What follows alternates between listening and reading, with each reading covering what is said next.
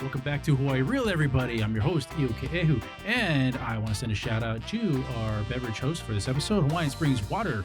In the description below, I'll put the link where you can go on Amazon and buy it directly from Amazon and go have it delivered right to your house. You don't have to go to the store to buy this stuff.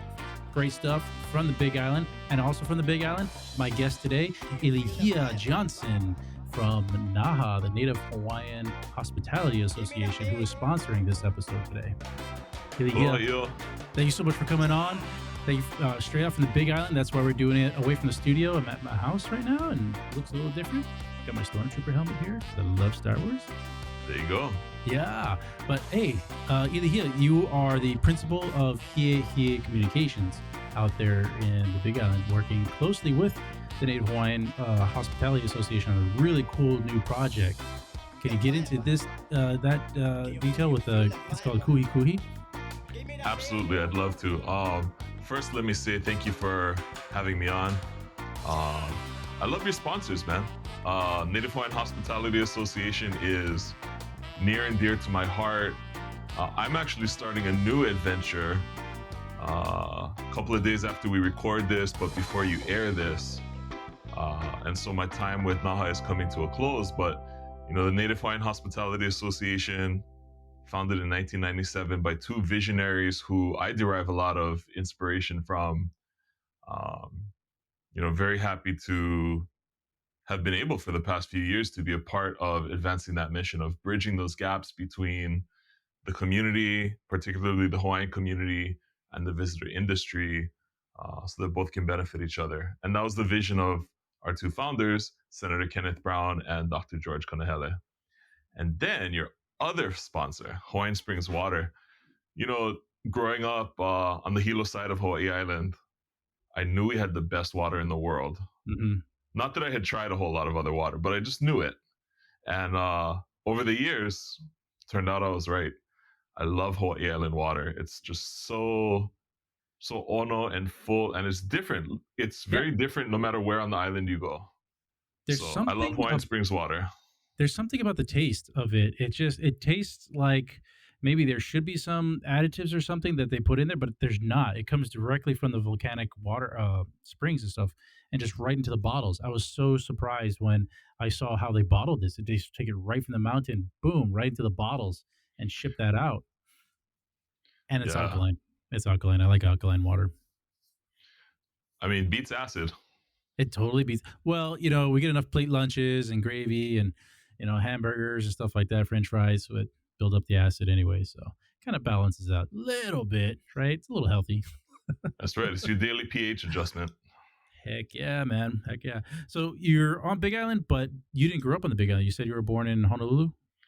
So I was born on Oahu, Ewa Beach. The Gionson Ohana still has the little nest on Ewa Beach Road, a few doors down from Silver Store. So aloha to all the cousins watching, if you are. We moved to Hawaii Island when I was pretty young, 4 years old. And all the formative years of my childhood were over on the Hilo side. And for the past several years, I've been here in Kona, which I now call home. Nice. What's your favorite local food growing up? Tough one. I will tell you something about Hilo. Hilo, lots of places have lots of options to eat, right? Like you go to Honolulu, there's no shortage of choices. Right. But in Hilo, I would argue that your chances of getting something amazing are so much higher. All the food in Hilo is so good with so few exceptions. And, people recognize quality, people recognize value. And so the eateries that are beloved by the community just stay in business forever and ever and ever. All right. So if I'm coming to Hilo, where are you suggesting I go check out first to go eat? Well, this is the first time we're meeting, so I'm not really sure how big of an appetite you have. So let's start there. Pretty sizable. I fast. I do intermittent fasting, and when I'm done with a fast for a 24-hour fast, yeah, give me a big plate lunch, something. Okay, so I love Nori's. Nori's Simon and Snacks is the name, but they have this one dish, and I was just reminded of it the other day. looking at a video for a project that I'll circle back around to, but they have this dish called the Big Plate. And it's all the things you would love, the short ribs, the teriyaki meat, the noodles, mac salad, rice, fish, all the stuff on this huge plate. Suggested for 2 people, but depends, right? Sometimes that'll work for 4. Sometimes it works Yes. for 1.5. You never know. So if you're really hungry, that's a solid choice. Ken's House of Pancakes, of course. Dude, pancakes are my fave, man. Yeah. Well, and there's so much other great choices there too, beyond the pancakes. Nice. But Ken's Hawaiian owned business, and that's actually what we're here to talk about tonight. So that might be a good segue. What do you think? So the Kuhikuhi that you guys are working on, that is what, a directory for all these Hawaiian owned businesses? It is. So let me ask you this. Yep. If you were shopping for a restaurant, for a plumber, for an electrician, landscaper, communications consultant, whatever, would you agree that supporting a locally owned business, a locally owned small business, is important? Yes, 100%. Okay. So let's take that a step further. Would supporting a small locally owned Native Hawaiian owned business be important to you? Personally, to me, absolutely, 100%. Yes. Okay. Where do you go to find those businesses? Google, Yelp, but then it doesn't necessarily connect you to if they're Native Hawaiian owned or not. And that's the question. There. Absolutely. And that's the question that launched what became Kuhikuhi.com. Okay. So Kuhikuhi is a collaboration between the Native Hawaiian Hospitality Association, which had a project that did some of these things before. Mm-hmm. It's a collaboration with the Native Hawaiian Chambers of Commerce across all the islands, Kauai, Oahu, Maui, and Hawaii Island.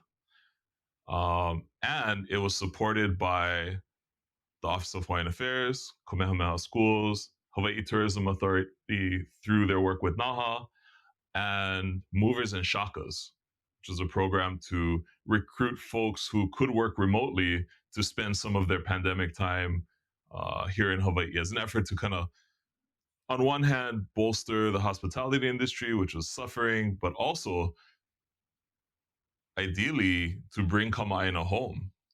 Kama'aina who had gone away, pursuing careers, education, family, whatever. There's a million reasons, well, 500,000 reasons why Native Hawaiians leave Hawaii, right? And if we expand that to other Kama'aina, there are just so many all over the place. Mm-hmm. And so any opportunity to give opportunities for Kama'aina to come home, I'm all about it. And so we got to know Movers and Shakas. And so anyway, Kuhikuhi, imagine, thinking about some of the racial justice things that were happening on the continent, some of the movements, Black Lives Matter, that evolved into supporting Black-owned businesses. Right. All of this was happening at the same time that, the cost of living in Hawaii was skyrocketing, right? Houses are nuts.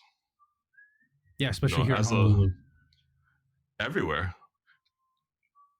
So we moved into a home almost a year ago here in Kona. The 2 houses on our street that sold after we bought our house, over $1 million. Right. And I'm not a millionaire. So yeah, that jump kind of happened just within this really short time period. Right. And so thinking about the importance of building a resilient local circular economy, thinking about, entrepreneurship and business development as a path towards improving quality of life for folks. Mm-hmm. And then ultimately, I can make a great business. I can have a great product. If you don't know about it, how are you going to support my business? Right. So it's a good segue to getting right. So this is an online directory for statewide, or is it nationwide with all Native Hawaiian owned businesses in the mainland as well? At this time we're focused on Hawaii. Okay. I don't know that we've had the discussion about expanding it nationwide, but we certainly want to build a base of the directory here. Good Because in foundation. addition, yeah, absolutely. And in addition to Kama'aina shopping and supporting these Native Hawaiian owned businesses, we also want to invite our visitors to contribute to that. Hmm. You know, with the billions of dollars that visitors spend in Hawaii every year, how much of that is staying here? Right. If you fly into Hawaii on a national carrier, if you rent a vehicle from, you know, an Hertz. international, a Yeah. global brand, yeah, you stay at a hotel that is likely owned by a large capital group, managed by an international brand. You know, where are those opportunities to channel some of that spending to our Kama'aina businesses where it will stay here and improve this community? Hmm. Um, so that's the idea in a nutshell. No, it's a great idea, and I'm kind of surprised that it hasn't gotten. I know you said somebody was doing it before, like creating a directory, or is this the first time that anybody's created an online directory?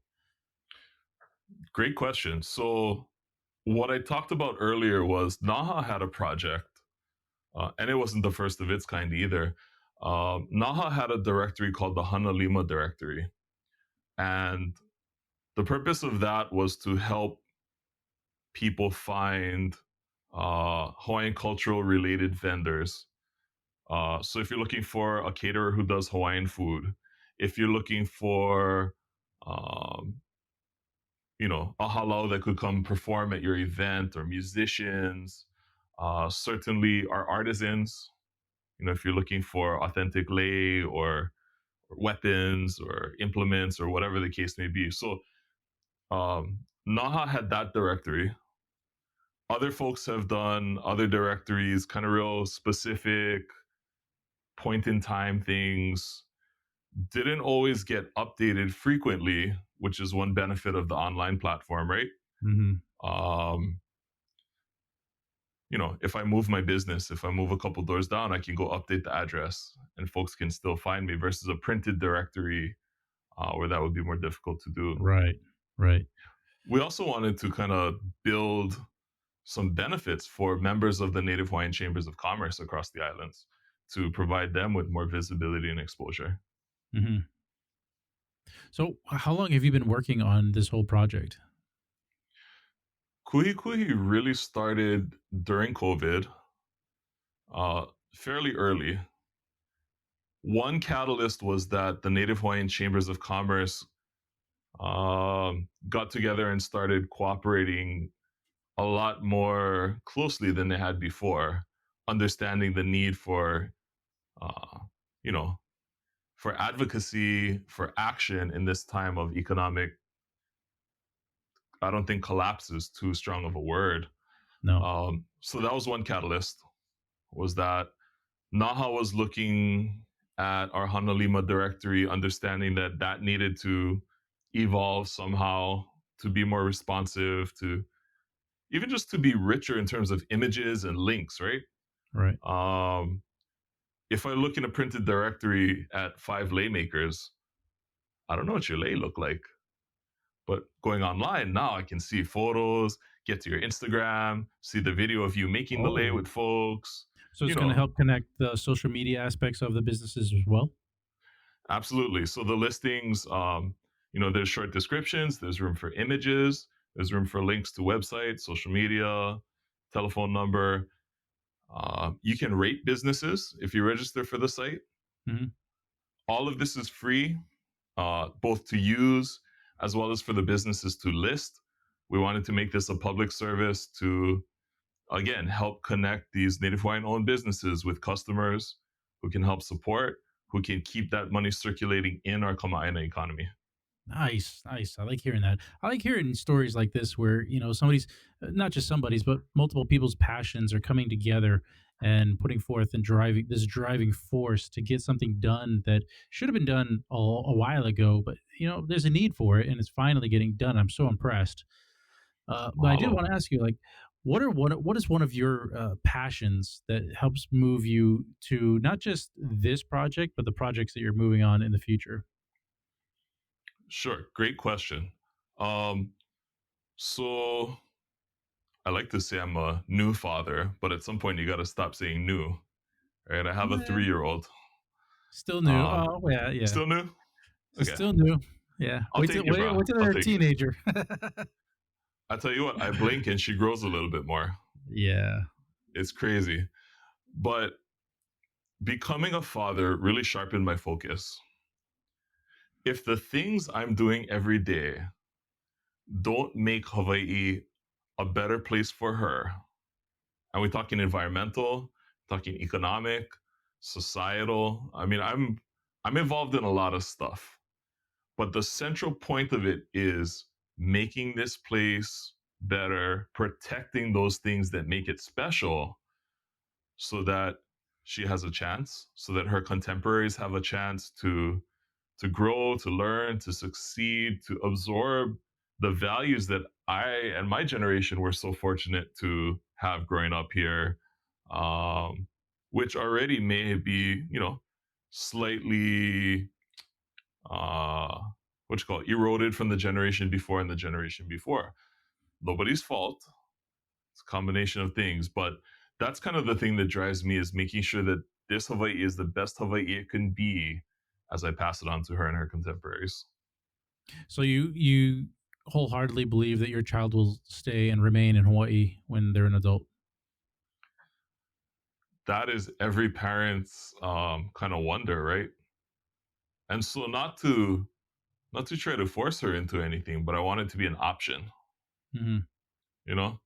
Yeah, no, that's a great point. At least it's an option, because I Yeah, have two boys and I'm not entirely convinced that they're going to stay in Hawaii. They've been here all their whole entire lives.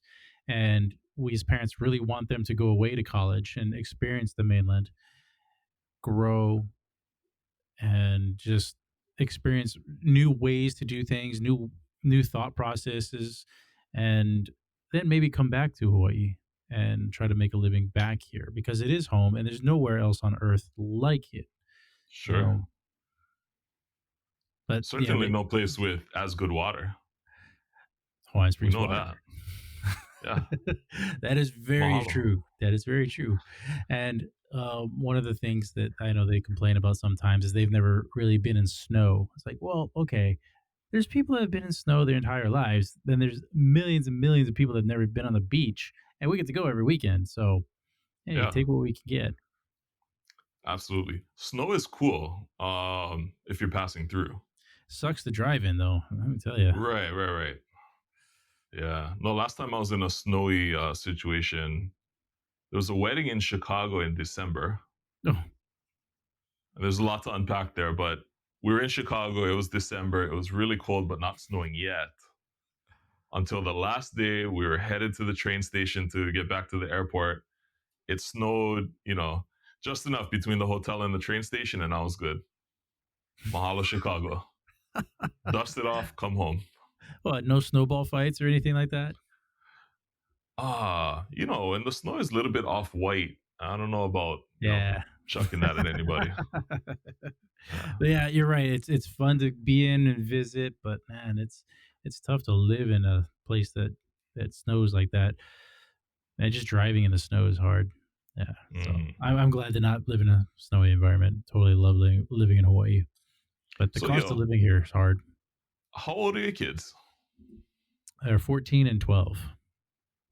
14 and 12. Okay. So 4 and 6 years away from college and kind of making some of those grown up decisions. Yes. So it's coming up pretty quick, where they're going to have to Yeah. start looking at colleges and start looking at applying and nailing down and studying for SATs, that kind of thing. It's going to come up quick. I know, and looking for scholarships, that kind of thing. But you know, I think they're both at Punahou, so I want them to know that they have every opportunity in the world to do or become whatever they want. You know, Yeah. They can start a malasada truck wherever they want if they can snag the recipe. It's good the stuff. The Punahou Carnival malasadas are the best malasadas ever.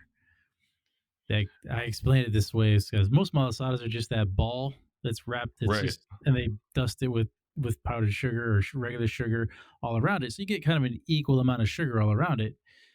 But the Punahou Carnival ones, they're misshapen, and some are long, some are small, some are short. But because they're misshapen, they have all these cracks and crevices where they get crispy and sugar gets stuck in there. So when you bite into it, you kind of get a blend of softness, crunchiness, and sugary spots. I just absolutely love that.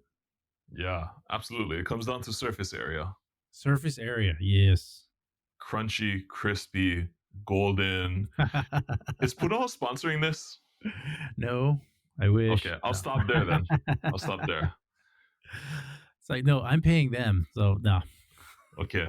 But I'll gladly come support them with some malasada purchases. Yeah, that's good stuff. Um, is there anything on a personal note? Is there anything kind of food that you would wait in an hour long line for? An hour line? Ooh. Yeah, I only ask because I've seen people wait, like tourists and stuff, wait in long lines for shave ice. It's like Yeah. it's Shave ice. ice. There's that udon place on Kuhio behind International Marketplace. Yes, I don't know if it's an hour line, but there's always a line. I don't know and how you would quickly wait they in it. move through. No, Oh, no, I wouldn't. So I was shocked at the volume of folks who were waiting in line for shave ice though. Last time I was in Haleiwa, uh maybe maybe in June or so. It was around Alumni Week. That's why we were on Oahu. Is that June? probably, yeah. Somewhere around there. So Summertime. yeah, just unbelievable lines in like all of Haleiwa was a line. Jeez, that's insane. And so Yeah. when was it Five Guys Burger opened up here, the Mm. one in Mililani, there were Yep. people waiting for 3 hours to get in there. I'm like, what are you doing? There's just the hamburgers and French fries and milkshakes. It's not 3 hours worth of your life to wait in line for that kind of stuff. I mean, I get it. It's something different. That's cool. But I don't know. for me personally, I have a very short window between I'm hungry and not a great situation. So Yeah, I can't think of anything I would wait an hour for. that's me. Um, There's yeah, nothing I would wait in line for. It's like, no, it's not worth it. Sorry, we're it's gonna like find let's somewhere go, else to guys. eat. Yeah, Yeah, go to a restaurant and try to get a table and say, "Oh, it's going to be an hour long wait." Nope, we're out of here. Or even 45 minutes. 45 minute wait. Nah, find having somewhere said else. that though, I've I've traveled over an hour to get food, but I can't see myself waiting in line for an hour for food. Yeah, that's different. That's Yeah, different. I would travel to like Haleiwa because I live in town, so I would travel to mm, Haleiwa to have like Haleiwa Joe's. yeah, yeah. Oh, Just prime rib. prime rib, huh? Yeah, Yeah, yeah. and if you don't get there in the first hour or so, they run out. That's like Is it purely by coincidence that we're recording this during the dinner hour and we talking food? I had Panda Express already. Okay, You didn't okay. eat yet? Okay, No, so that could be. there's a fabulous Hawaiian food place here in Kona called Hawaii Fresh Specialties. This brother Nolan Hing is the poi man. He started his business kind of, texting everybody to get their poi order, and he'd drive around and drop it off, and it grew into catering, and it grew into this place. Um, so I am so full of squid luau right now. I'm good for a while. But Nolan's amazing. Yeah. So I don't know if he's on Kuhikuhi yet. he does all kind of Hawaiian food, or does he specialize in poi? His poi is unbelievable. It's so fresh that if you're the kind of person who enjoys sour poi, you Hmm. gotta wait. You gotta Yeah, wait weeks. yeah, The thing no, is not me. so fresh. I like fresh poi. Okay. Uh, I might have to send you the kind, bro. I might have to send you a box of poi. ooh, okay, okay, yeah, Yeah. I'm down. This bug are Uh, fresh. I, Someone I, was actually an uncle of my partner. He was woeing how hard it was to find poi on Oahu. mhm, He lives right in town, right on Kopiolani. And all the different stores, he had a hard time finding it. So we packed him up a box from Nolan, stuck it on Aloha Air Cargo, and he was a happy camper. nice, Yeah. nice.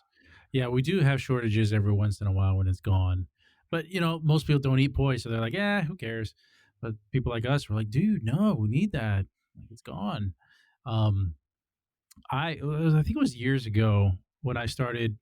I had a Hawaiian plate, and it was the typical rice, kalua pig and cabbage, the luau, and my poi was in one of those little cups, Yeah, and yeah.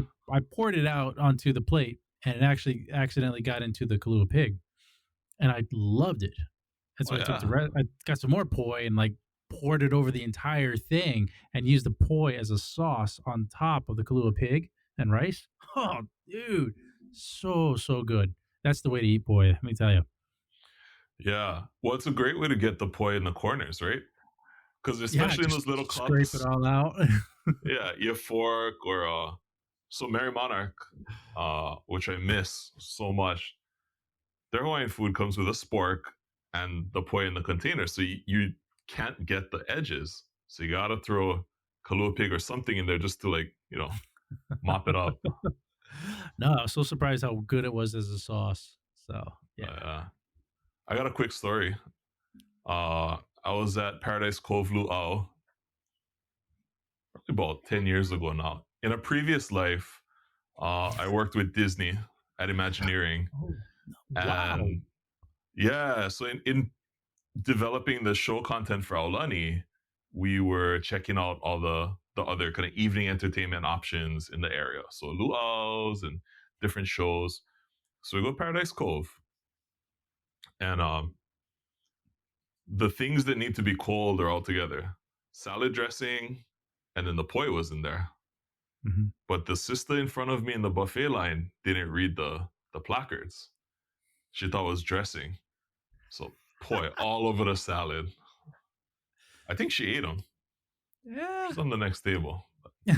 It's better on Kalua Pig, though. I tell you that. Yeah, there's worse things to do with the boy. But yeah. Uh, So how did you get started with Disney? Or Once upon a time, what's your background? Like where did you go to school and college and everything like that? yeah. So grew up in Hilo, and my mom was very interested in getting back in touch with her Hawaiian roots, and so through a series of connections and introductions, she became aware of the Hawaiian language immersion program, which was still fairly new at the time. Um, And so I went to elementary school in Keaukaha at Kekula Kaiapunio Keaukaha, um, Hawaiian immersion classes that shared a campus with Keaukaha Elementary School, the English speaking kids. So that was elementary school, and then middle high school, Kekula Onavahio Kalani Opu'u, Hawaiian language immersion school just outside of Hilo. And so I graduated in the sixth ever graduating class of the Hawaiian immersion program, the sixth class to graduate high school, having been educated in Hawaiian in 100 years. Wow. Yeah. Amazing. So that, and then UH Hilo, and I kind of went back and forth professionally between, journalism, media creation, that kind of stuff, and then public relations, communications, those kinds of things. So lots of freelancing in the early days with various publications. Some are still around, some are not. But yeah, a lot of that. I did some time at the Office of Hawaiian Affairs in the Public Information Office working on Kawaiola, the newspaper that goes out every month. Um, and the Disney thing. So in high school, there was this conference called the Maui Writers Conference. Okay. And it was run by John and Shannon Tullius. And the idea was, look, we love to write, we love writers, we want to help people who want to get started in the industry of professional, authoring. And so they created this conference. They were Maui residents. They created this conference because it was on Maui. They got amazing, really high profile presenters to come. Like, you want me to come do one session on Maui and I get to fly there and stay and shoots. Yeah. So it was really a fantastic thing that they created. And one really cool part of it was the Young Writers Program, which invited students from local high schools, generally juniors, seniors, um, to submit a writing sample, uh, applied for the opportunity to go, and then they came and participated. And so for a number of years, there were these cohorts of high school students who were interested in writing, who got to go and just be exposed to this wonderful world of these high profile authors and all these books that they had read, that they had heard of, that their parents, their friends were excited, like, you got to meet so and so. Wow. So that was this really amazing time. So I attended the Maui Writers Conference as a young writer. It was a great opportunity to kind of make some of those connections, friends who I still collaborate with personally and professionally till today. But through getting to know that world, one of the folks who was involved in that was Georgia Skinner, who is now the head of creative industries for the State Department of Business, Economic Development, and Tourism. So when Disney came to town, she was helping them find talent, writers, creators, things like that. And so that's how that connection happened. And I'll tell you, it was a wonderful ride, just working with people who operate at such high levels of their artistic vocations, but so hungry, so curious to learn about our stories and to understand how to tell them authentically and honestly and alongside with us. Because I mean, we've all seen the trend with Disney moving a lot of their stuff to Hawaiian or Polynesian type themes. Do you know why Disney would do that, or did they ever mention to you guys way back when that they were moving this in this direction? I'm assuming this is after Lilo and Stitch, Yeah, so Aulani happened after Lilo and Stitch, right? before Moana. Um, you know, Disney is such a large corporation. Oftentimes, different parts do different things at different times for different reasons. Um, but having said that, I don't think any storyteller can look towards Oceania and not be compelled by just the rich heritage of stories and storytelling in Hawaii and the islands beyond. It's an amazing, just treasure chest of mo'olelo, Hmm. right? So much of our culture is around, capturing and sharing and adding to these stories.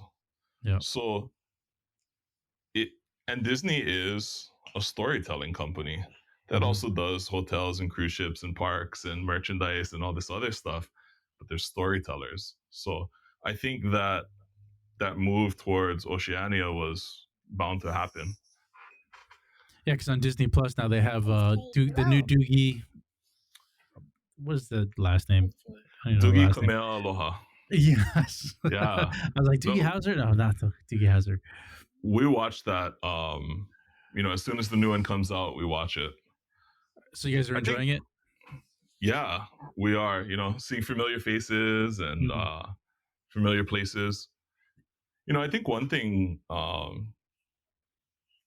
that happened around the same time that Kuhikuhi was inspired, you know, Kuhikuhi is from this desire for more equity and more representation in entrepreneurship and in Mhm. business.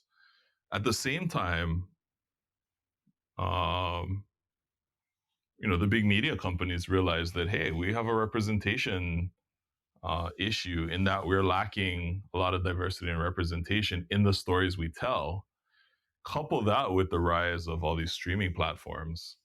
I kind of lost count of how many we have, right? Disney Plus, Yeah. Paramount Plus, Hulu, Netflix, Apple Amazon TV. Prime, Yeah. Apple Plus, HBO Max, maybe HBO Supermax by the time this podcast airs, right? So it's a great time to be a storyteller because all of Mhm. these platforms are in need of content. There's an understanding that that diversity and representation is important.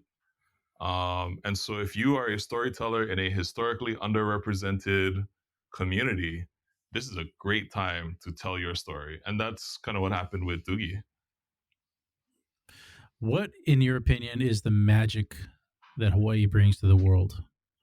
So, if you asked that question 10 years ago, I would have tried really hard not to say aloha, because at the time I would have thought it would perhaps be, cliche. Mm-hmm. But now, understanding understanding aloha at different kinds of levels, right? We talked about being a parent. That's an aloha like no other, where nothing bad will happen to that child as long as I'm around as that child's parent. But that intensity of love and care for others and for this place that we call home, that's the difference, I think. That's the magic, that's the special sauce. It's that non negotiable aloha for one another and for our home. And it's not always pretty, right?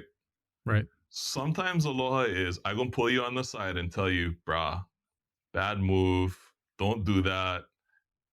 You know, Tough something you love may is not, still tough love. love, absolutely, right? Something you might not want to hear, but I'm gonna tell you because I get aloha for you and I'm gonna tell you. Um, yeah, I think our care for our environment, understanding one how special it is, but also how quickly it can be compromised. And we see these things happen so quickly at the island scale. Um, it doesn't take 50 years to screw up a river. Couple Mm-hmm. refrigerators, couple junk cars upstream, we got a problem in our river. Right. Yeah, there Yeah, wasn't it on the Big Island? There was a wastewater dump or something like that into the ocean recently. I saw that in the news. could be. I did spend some time at the county of Hawaii, working Mm-hmm. alongside the legendary late Mayor Billy Kenoi. And in that time, I was super tuned into wastewater spills and all that stuff. But Right. yeah, Yeah, no, it's really. I think the one that hit me one of the most, and I don't know if it should have, but when they the harbor here at Honolulu, somebody leaked like molasses or something into the harbor, and it just killed all of the ocean and marine life right in that little harbor stuff.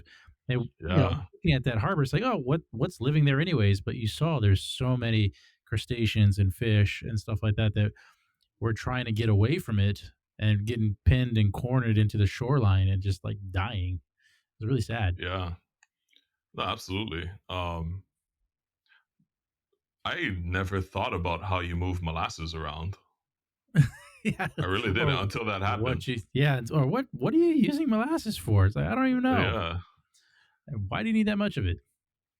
but definitely, understanding that what happens here in this harbor, if these fish get covered by molasses, some fish down the coast don't get to eat, Yeah. and then the fish who eat them don't get to eat. And it's one of those things again where you see how quickly our environment can be impacted on an island. One Hmm. molasses spill over here, all of a sudden the reefs on the other side look real different. Right. Right. I mean, diving into sustainability, have you uh, had any inkling or opinions on like our energy crisis here in Hawaii? Not really a crisis, but Well, the beginnings of a crisis are still a crisis, right? It's Well, just, yeah, because we're completely dependent on outside oil and fuel to come in here in order to power all of our almost all of our electricity. yeah. So I should preface this a little bit. I've been involved in sustainability efforts in one way or another for quite a while. Um, on a few days before we recorded this, I was hosting a 10th anniversary celebration for Hawaii Green Growth, which Mm, is our locally designated UN Local 2030 hub, driving local action to reach our global sustainable development goals. Um, so Hawaii Green Growth has the Aloha Plus Challenge, which laid out 6 goals to hit by 2030. One of them, energy. And another one of the clients that I've had recently is a renewable energy developer looking to build some photovoltaics and storage here on Hawaii Island. I will tell you, it's tough. And you can get really far along on a project and then it doesn't go. And you can have all the best intentions building an energy project, and the community can say, you know what? Not for us, not here, not now. And those things happen, but those are the kinds of things we have to resolve to solve energy, because we have the tech, right? Mm-hmm. Yeah. We could go 100% renewable all across Hawaii, let out, right? Supply chain issues notwithstanding. The technology is there, the engineering know-how is there. It's the people part of it. And I think for a long time, the people part of clean energy has been ignored. But I'm encouraged by folks like, Scott Sale, first Native Hawaiian president of Hawaiian Electric, who's now going to be president of Hawaiian Electric Industries, so an even bigger kuleana. Folks like him who understand how important that people part is. So I think there's hope. Yeah, But it's we got to like, move. from one of my point of views, it's like, what is the holdups with stuff like that? Is it only the communities, or is it the amount of land, or is it the value of the land, or is it the decision to go with solar versus hydro versus geothermal versus was it hydrogen, and even to some Yeah. extent nuclear? I think the biggest, well, it's all of it, right? Right. Everything has a cost someplace. And whether that cost is it's going to take this much land that you can't use for anything else for a while. Sometimes that cost is, the potential risks that are either known or unknown. But everything is going to have a cost. So, kind of the easiest thing, change out your old light bulbs, put LEDs, turn off the light when you're not in the room, open the window instead of the AC. There's all that stuff that will help, but it's not going to get us out of these hard conversations. Right. It's like, even those kinds of things, that would potentially save electricity, but then everybody's got these electronic devices, multiple of these electronic devices, and everybody's jobs now are computerized. So we're actually using far more energy than we were. Yeah. I think the other part of it too is when we think about how much energy we're going to need, we're thinking about our current usage. Right. Not But 10, 15, 20 years from now.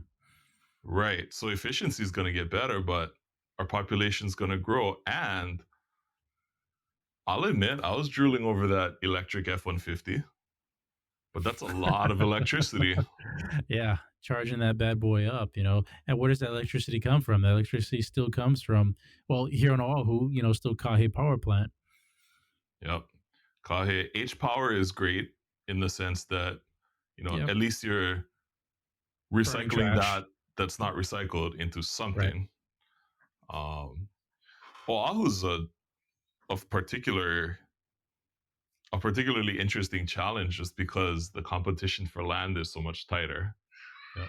But that doesn't mean all the land you want makes it that much easier. Like I said, here on Hawaii Island, plenty land, but how do you get the power from where it is to where it needs to be? That ends up being the big expense. Mm-hmm.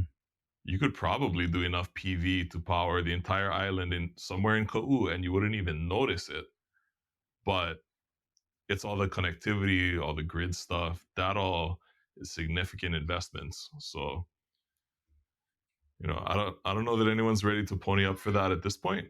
But at some point we may have to. Right. Right. So going forward, what is your goals for your personally for the next 5 years? Uh, Good question. I'm kind of in a season of recalibration. At the time we're recording this, I am in the process of winding down my communications firm that I've operated in, between part time and full time over the course of 10 years. On Monday, I'm going to start a position with the Hawaii Tourism Authority because I've seen how tourism can be a driver of diversification. Right. If we lean on any one industry, sandalwood, sugar, pineapple, tourism, whatever it is, putting all your eggs in one basket is dangerous. But how can we take tourism and make that the driver to diversify the economy? I think a lot of it is keeping that spend here and supplying more of the demand for things from here. Why is it I go to a hotel in Kona and the best coffee I can get is 10% Kona? Mm. I can see the coffee farm from my room, right? Yep. Perhaps Yep. some of the people who work at the hotel own coffee land or go pick coffee on the weekends or something like that, right? So there are things like that. We saw it in Hawaii regional cuisine where tourism was a big driver behind the local food movement because perhaps local folks couldn't access the kind of high quality local ingredients that those pioneering chefs started to use. But as they started using them in their higher end restaurants, it became more accessible. Farmers learned how to grow different things, and so the visitor industry became this push to diversify the culinary arts. So what are the other opportunities in that? Where are the other things that we can do more of here instead of, like we talked about earlier, we just, we're flying folks here, they're spending money, and we're putting that money back on the plane, sending it back with them. Mm-hmm. So that's one reason that I'm so excited by Kuhikuhi and efforts like that to help folks find these local businesses and keep that money here. Yeah, no, that's great. That's a great idea. It's a great foundation too. So uh, I think it's great to use the big driving force of tourism to, like you said, help fund the foundation of all of our small business economy here in the state. So I think that's one way to do it because, I mean, how many tourists do we have a year prior to COVID? Several million, right? 10.4 million in Right. 2019. That's a lot of Yeah. people spending money here, and Yeah, it'd be great if they're not going to McDonald's and buying all that kind mainland type food. If they're spending more time, energy, money in putting it into small local businesses, locally owned businesses, that'd be great. absolutely. And to do it in a way where these small local businesses have the resources and expertise available to them to help them scale so that the line doesn't become an hour long, right? I mean, it's this you like Yeah, grow, but you also don't want to get flooded. right. So it's this interesting kind of, measured approach to growing volume. Yeah, there is that balance in there. But tourists will wait in that hour long line, man. They're weird. I'll do it at Disneyland, but that's about it. Yeah. I'll run away and go get some churros while we wait. We went to Disney Tokyo years ago with the kids, and the lines for the rides weren't that bad. The lines for the food wasn't that bad. The lines that were really, really long were the ones for the turkey drumsticks. Those big Oh yeah. drumsticks, because you can't get that kind of food in Japan. Disneyland's the only place you can get something like that. So like people were Right, just right. around the block at this one little wheeled cart buying turkey legs. It's like, oh my god! And they had all Wow. different types of flavors. They had all these different type of flavors of turkey legs. It was really cool. But I didn't get one because I didn't want to stand in line for turkey leg.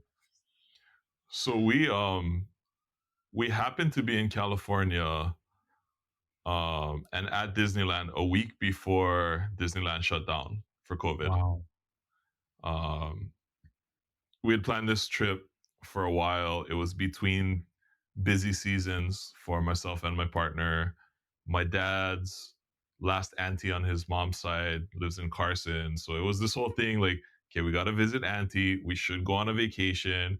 Got to take Hawaii Disneyland, all this stuff. And COVID, I think while we were there, COVID was still just in that one nursing home, you know, in Washington at the time. So kind of surreal to see everything shut down right after that. Yeah. But I will tell you, because I see your helmet back there, the food in the Star Wars land was pretty killer. Yeah, we got to go see Star Wars Galaxies over there. We went a couple of Nice. years ago. Yeah, it was really good. I was not fancy on the green milk or the blue Oh milk. yeah. No, it's like coconut or something. I was like,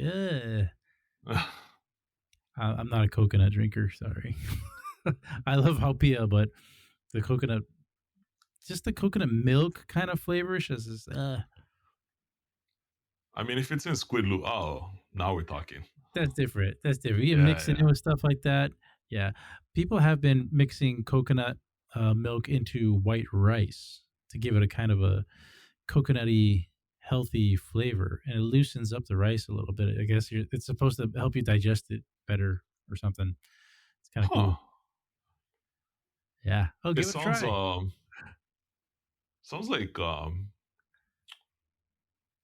when you take the Thai curry, a lot of those are coconut milk based, and you mix in the rice. Yeah. I don't know if it's coconut milk or coconut oil. I can't forget, but it's coconut something that they mix in with white rice. Main thing, probably not the husk. That doesn't sound great. No, it's like you can't even tell it's in there. It's clear stuff. You can't even tell it's in the rice until you put the rice in your mouth. It's like, oh, where'd that come from? That tastes a little, Yeah, but yeah. still something in there. It's good stuff though. Right on. Right on. All right, man. Any last words for the audience here? I want to thank you so much for coming on. No problem. I realized I kind of took a lot of the air there, so That's good. That's what I'm here for. I don't know.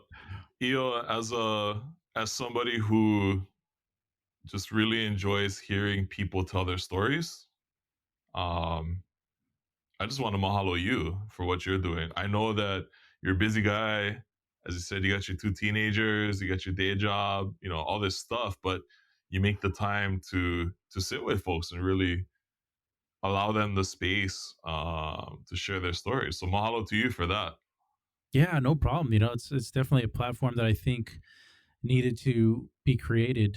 And when I looked 2 years ago and looked for something like this, didn't exist. So I was like, you know what? If it doesn't exist, somebody's got to build it. Might as well be me. There So you here go. we are. The entrepreneurial spirit. Yes, this is actually my third job. So I have three. A third job. Yeah, I have Wow. a Amazon selling business, so I sell stuff on Amazon too. Yeah, stay Nice. busy. That's how we survive here in Hawaii. No, absolutely. I think yes, it's difficult, but it also kind of brings out the best in a lot of folks. Yeah. I've met some amazing business owners who I didn't know were business owners through the process of building Kuhikuhi, and just talking to folks about it, encouraging them to sign up. We are probably at about 150 listings today. Certainly looking to grow that. It's free to sign up, free to check it out. Kuhikuhi.com, Kuhi. Quick story about that if we got a couple minutes. Yeah, go ahead. Where's the name from? So Naha got hooked up with Movers and Shakas, a program, an initiative that started to help bring Kama'aina living abroad who could work remotely, bring them home for a bit. It was also open to all kinds of folks. They had a ridiculous number of applicants. I want to say like 10,000 people applied. I could be making that up, but choke. And so Naha, Movers and Shakas, Nicole Lim is the ED. She reached out to us and asked if we could do some kind of cultural education and orientation with the cohort, which we happily did. And they asked, well, you get any projects? I said, well, there's this thing with the chambers, and we're looking at this thing, and we described it. And she said, I got the perfect brother for you. So this brother, Dante Moore, He's from New Jersey, tech entrepreneur, musician. He builds apps. His day job is building user experiences at a big financial company, but also passionate about supporting and helping minority businesses. So, Brother Dante from New Jersey, tech entrepreneur, musician, app developer, web developer, and his day job is in user experience design at a major financial firm. So, and passionate about helping minority businesses succeed. Mm-hmm. So, we were paired with him. We started the project while he was still in New Jersey. He hadn't come out yet. And, trying to figure out what to call this thing, like, Hawaiian Business Directory. Nah, that's kind of clunky. This, that, the other thing. Give it a big long Hawaiian name. Nobody gonna remember them. Know how to spell it. Shoot yourself in the foot. All this stuff.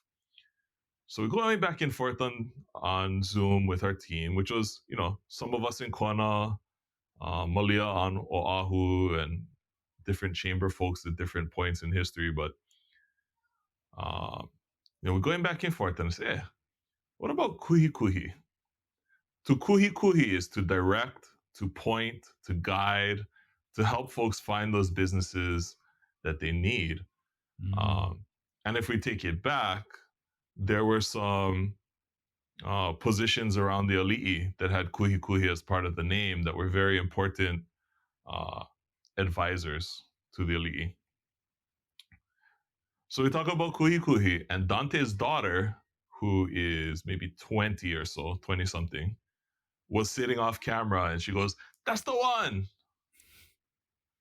So 20 something sister in New Jersey with no exposure to the topic, it caught her ear, and that's how we chose the name. Yeah, it's good branding right there. If it caught her ear and she immediately recognized it, then that's the pattern that you're gonna repeat with everybody else that hears it. They're gonna really remember it. It's gonna stand out. So I like it. Kuhikuhi, easy to remember. Absolutely. I also want to quickly mention there was another organization that started a similar project at about the same time with some slightly different parameters, kanakaeconomy.com. So aloha to them and what they're building there. At the end of the day, the more places our businesses have to expose themselves to potential customers, to share their stories, the better. Awesome. So happy to share this space with them. So awesome. And so I'm so happy that you guys are doing this, and I'm so proud that you guys are doing this, and I really look forward to seeing what else develops out of this. The whole foundation, and with you going to the Hawaii Tourism Authority, they are definitely in good hands with you. Well, mahalo for that. Thank you again so much for coming on Hawaii Real, man. It's been great. Mahalo to you, Ia. We'll do it again soon. Right on. Okay. As always, stay happy, Hawaii. Take care, brother. Drink your water.